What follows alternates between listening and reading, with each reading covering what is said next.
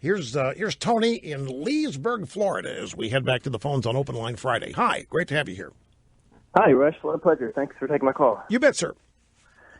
So I'm calling as somebody who voted for Ted Cruz in the primary, but I'm calling to say to Ted Cruz or to Cruz supporters or the whole anti-Trump movement to stop bashing Trump, that it's not helping their case. And I think I can explain why people are gravitating toward Trump so much. Well, have at it. I didn't think there was anything left to be said about that, but if you've got something new, have at it. Well, I just think it's as simple as saying that Trump, more than anybody, is saying what people think and what they care about more and louder than anybody else. And if Trump or if Ted Cruz or anybody else wants to win, they need to stop worrying about Trump, and they need to start worrying about the issues that are important to people and start being as clear and as loud as Trump is about things. Okay, well, let's look at some of the opposition to Trump and try to figure this out. As you know, there was a group yesterday of conservative leaders, and the purpose of which was to maybe see if there's anybody they could support as a third party, because they just, no matter what, they will not vote for Trump. It would be a betrayal of everything they've ever believed in. It would be a betrayal of conservative principles. It would be a betrayal of their belief in the country. It'd be a betrayal of everything they've devoted their lives to. They can't and won't vote for Trump no matter what. And they're going to try to find somebody third party. Now, we all know what happens if there's a third party candidate on the right. We know what happens. Right. The Democrat candidate wins. Yet they are doing it because to them it's a matter of honor and it's a matter of principle. Then you have the two stories here that are somewhat conflicting, but you've got Paul Ryan says, no, we'll get behind Trump if it comes to that 100%. And then the very next story is about how they're going to try to take it away from Trump at a contested convention. So what do you think is really going on here? Is honor and principle triumphing over everything? That's what we are being told is happening. That the opposition to Trump is principled and it's based in honor, and that must trump everything. No pun intended. Well, people don't trust that Trump is actually going to do the things he says. I think that's why you have this resistance against him. As a Cruz supporter, I've watched a lot of stuff on Trump, and I don't feel great about it. You know, I would hope that he does the things that he says he would, but I think it's worlds apart how much better he would be than Hillary Clinton. You think Trump would be better than Hillary, is what you said? By worlds apart, yeah, absolutely. Yeah, okay. All right, but you're a Cruz supporter, but you think if Cruz wants to win, people need to stop bashing Trump and talk about issues that reach people and affect people. That's basically your point.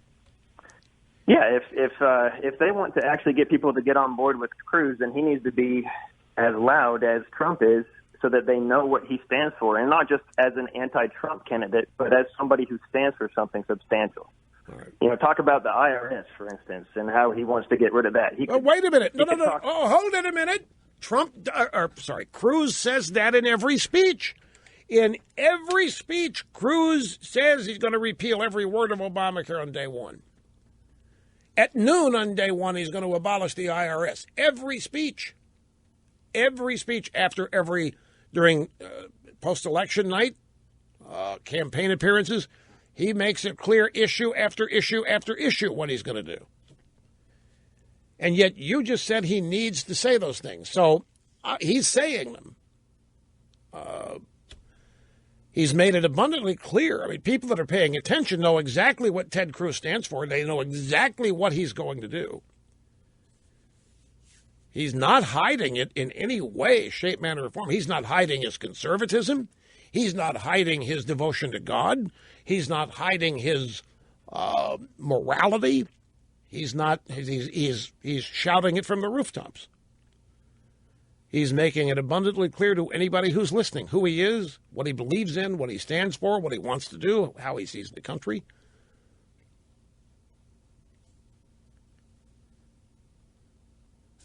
We're where we are. I mean, it's not that if I had to say anything, Cruz has been throughout this campaign.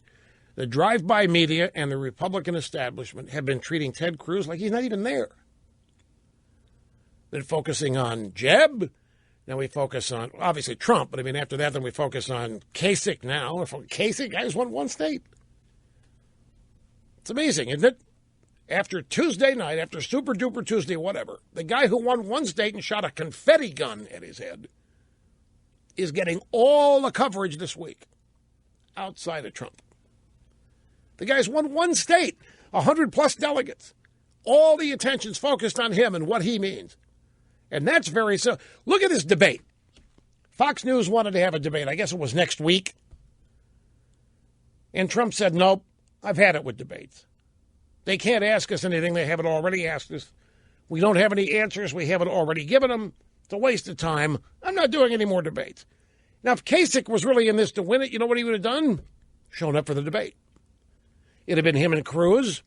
If Kasich is really about winning this thing, do the debate. He's never going to get any more focused national attention than he would get debating Cruz.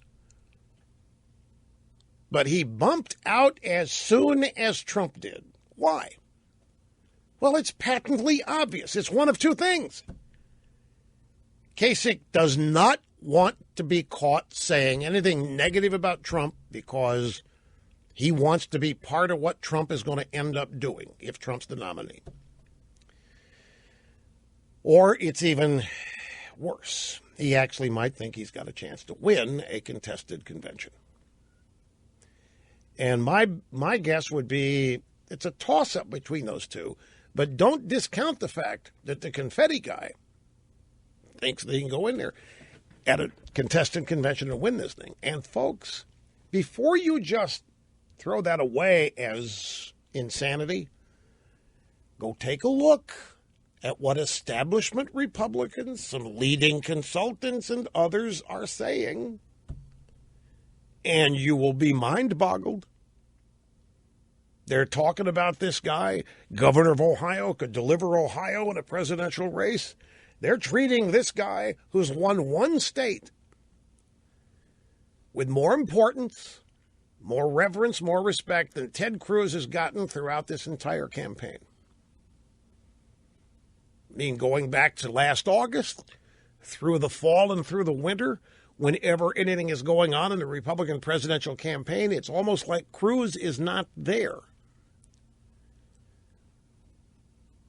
Totally understandable, too.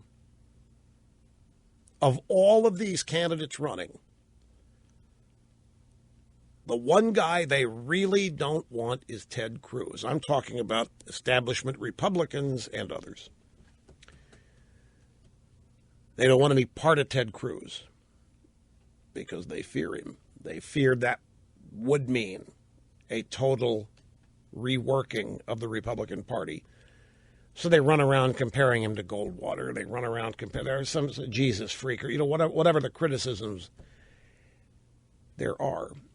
They believe they could work with Trump because they think Trump's malleable. They've even had establishment types who have said so. But when it comes to Cruz, so Cruz's task has been to get noticed. Cruz's task has been to shout louder, whatever he has to do to overcome that, because he knows as well as you can't go out and cry unfair. Look at Kasich did that.